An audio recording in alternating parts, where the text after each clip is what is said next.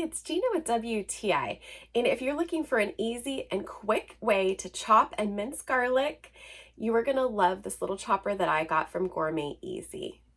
It's really as simple as peeling the garlic, placing it on top of the blade, and then closing the lid sharply on top of it. And then you'll see perfectly minced and sliced garlic underneath.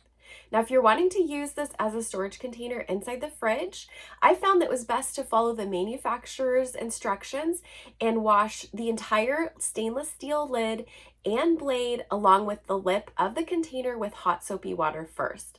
When I did that, there was no stink bomb inside my fridge like would normally happen if I stored garlic in a plastic container. I used the slice side of the blade the most often because I like to use garlic when I pickle. And I found that it was just so quick and easy to slice up like 5 to 6 cloves and get them right into my brine for pickling.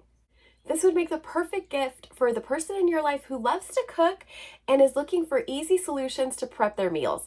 Or of course, just keep it for yourself. I think you're gonna love it, and that's my point of view.